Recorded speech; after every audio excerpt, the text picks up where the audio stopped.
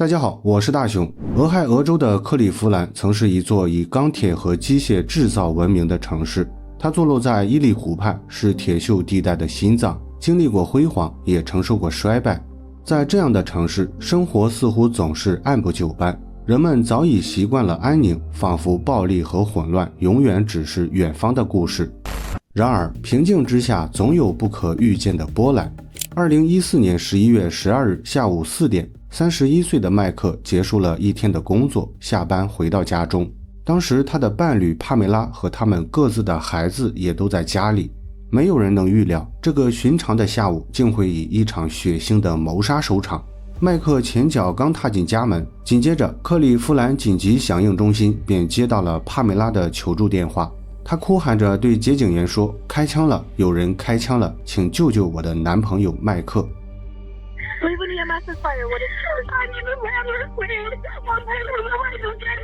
Ma'am, take a breath. I can't understand a word you're saying. Somebody just came in and shot my boyfriend out. Is he awake? I don't know. I need Michael. Is he awake? His eyes are open. Is it just the two of you in the home? No, we have kids here. 这通报警电话持续了相当长的时间，在接警员的引导下，帕梅拉讲述了许多关键的案发细节。比如，麦克是在浴室洗漱时遭到一名入室男子的枪击，男子戴着兜帽从他们家的侧门闯入，作案前曾用枪逼问过帕梅拉麦克在哪个房间。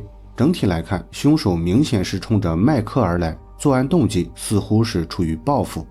不过，这些信息最初并未引起重视，因为接警员的首要职责是协调警方和医护人员，所以帕梅拉讲述的事发经过只是被记录在了通话录音中。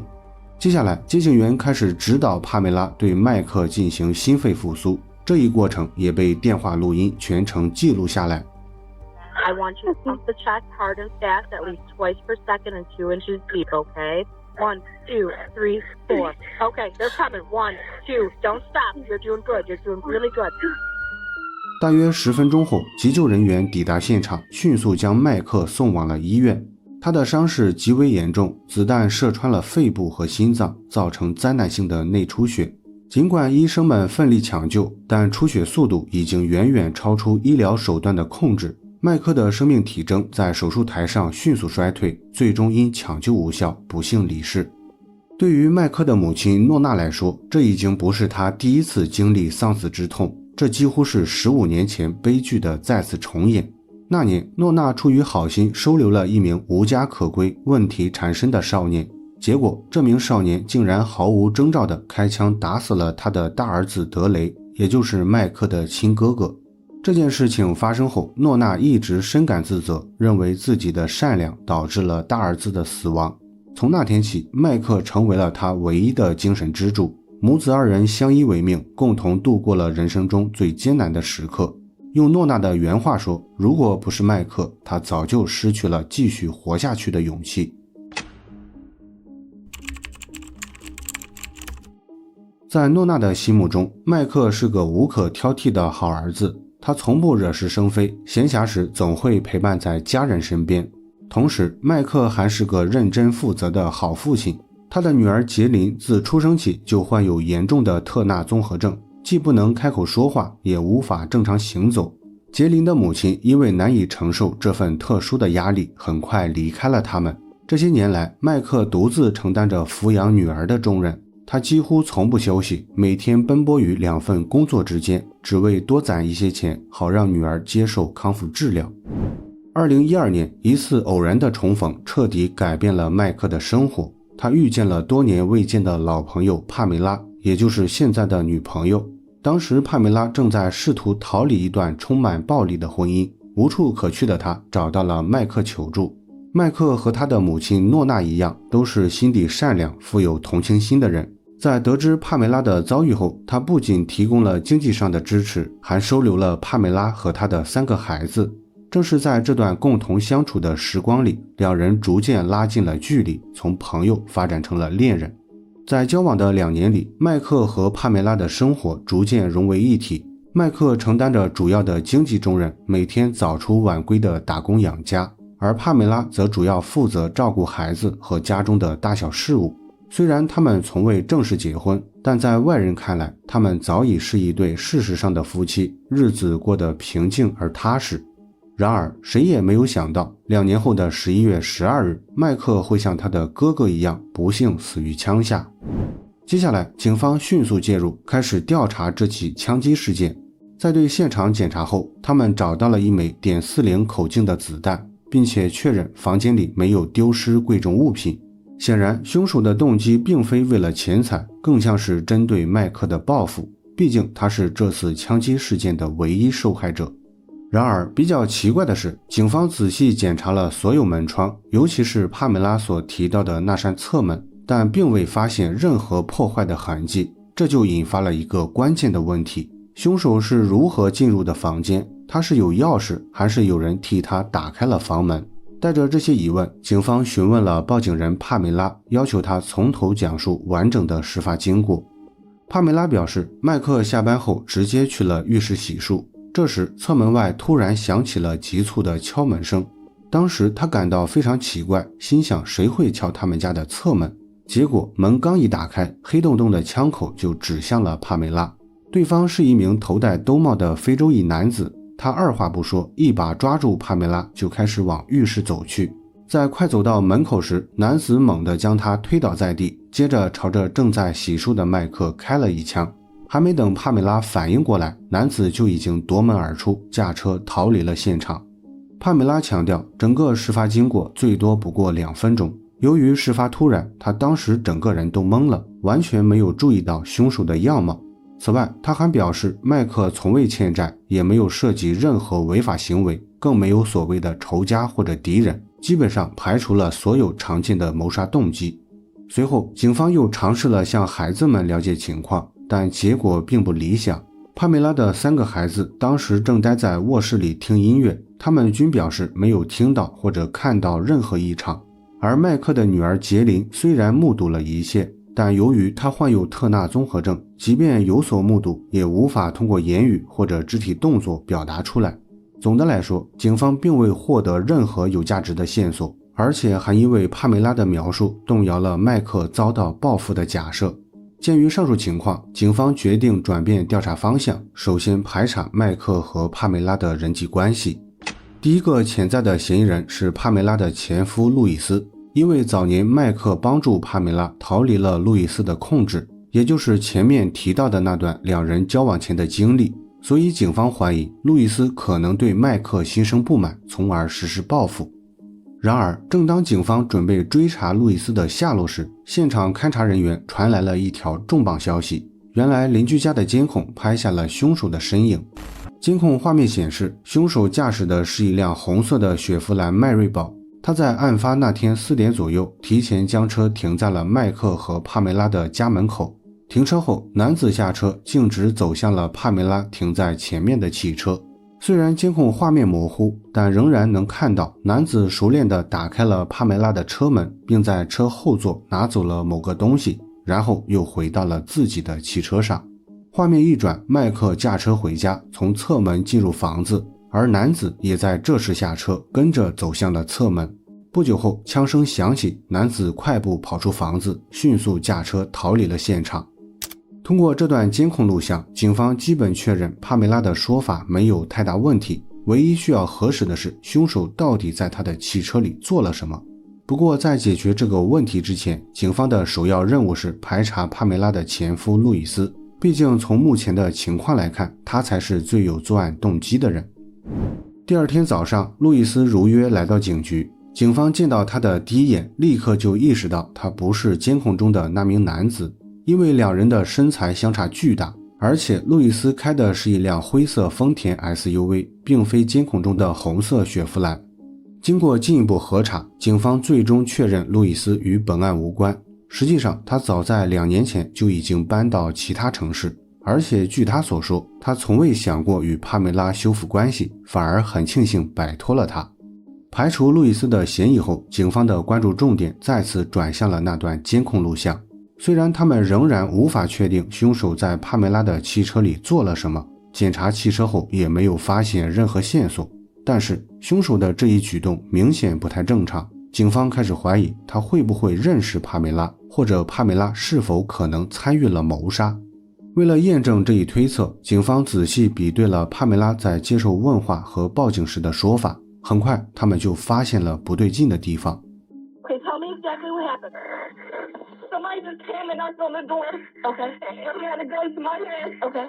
And he asked me for my boyfriend. 从这段录音中可以听到，帕梅拉在报警时曾提到凶手用枪逼问他麦克所在的房间，这表明凶手肯定认识麦克，明显是熟人作案。然而帕梅拉在接受问话时却没有提到这一点，反而一再强调麦克没有敌人，暗示他并非遭到谋杀。实际上警方当时就曾产生过怀疑，但由于麦克的家人都表示两人的感情很好，而且麦克名下也没有任何意外保险，所以警方最初并不认为帕梅拉有作案动机。然而在听完这段报警录音后，警方彻底改变了原来的看法。经过进一步调查，他们很快了解到麦克和帕梅拉的关系并不像表面上那样亲密。大约在案发1周前，麦克与同事雪梨发生了不正当关系，这件事情后来被帕梅拉发现，两人因此爆发了激烈冲突。事后麦克曾向雪梨透露，他对帕梅拉愈发感到不满，正准备借着吵架提出分手。雪梨在接受问话时直言不讳地说道，帕梅拉是个报复心很强的人，绝对不会容忍麦克出轨，更不会接受分手，麦克的死肯定与他存在直接关系。了解到相关情况后，警方开始着手调查那名枪手的身份，因为只有抓到枪手才能将帕梅拉与本案关联。坦率地说，当时警方并不怎么相信帕梅拉会因为出轨或者分手杀人，他们怀疑事情背后可能隐藏着更加复杂的动机。10天后，关键线索再次出现，之前提供监控录像的热心邻居在帕梅拉的家门口再次看到了那辆红色的雪佛兰汽车，这次他记下了汽车的车牌号码。警方立即核查了车辆登记信息，发现车主是一名叫莱克夫的22岁男子，他在当地一家一元店工作，背景非常干净，没有任何犯罪记录，甚至连交通违规都很少。如果不是邻居提供的线索，警方几乎不会相信他是枪杀麦克的凶手。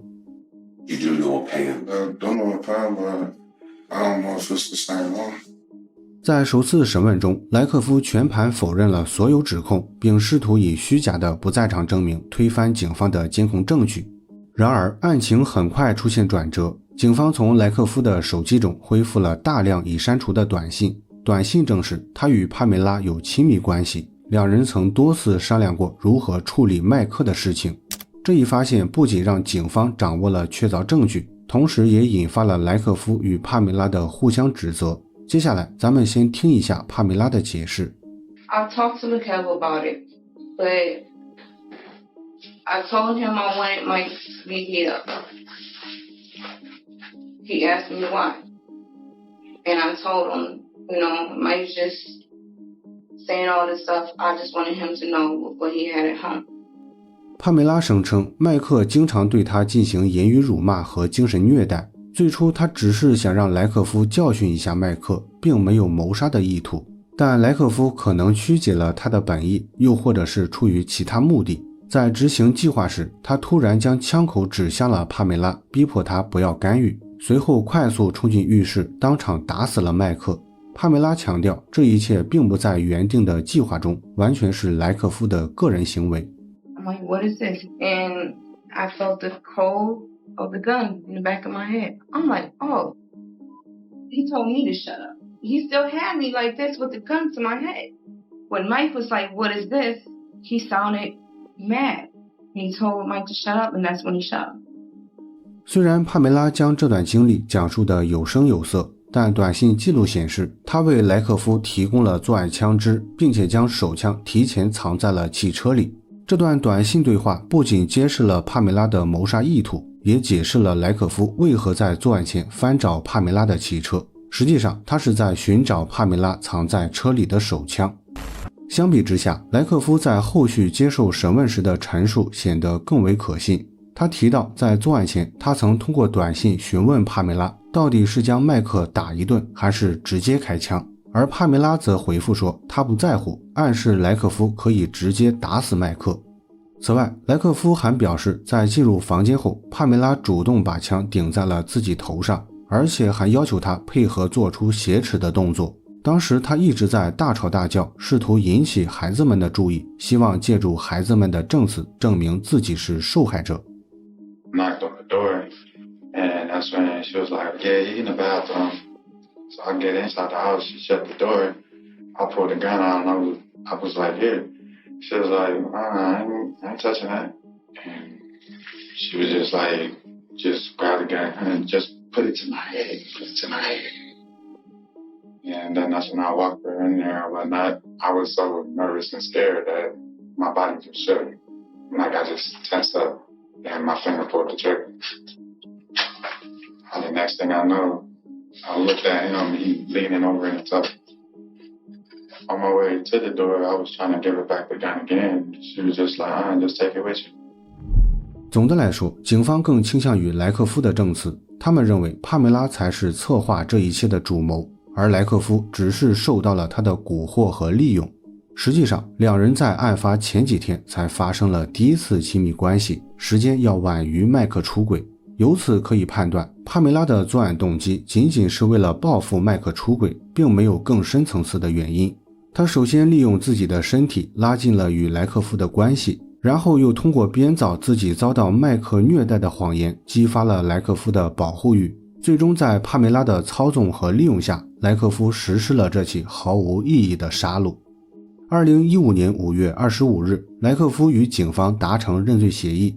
根据协议内容，他被判处严重谋杀罪，获刑28年至终身监禁。1年后，帕梅拉也接受了认罪协议，同样被判处严重谋杀罪，刑期为33年至终身监禁。To this day, Jalen is still affected by her dad's death. Girls and boys, She still looks for her dad to come home. the moon is shining. She's not the same. 以上就是本期全部内容，感谢大家的收听和收看，我是大熊，下期见。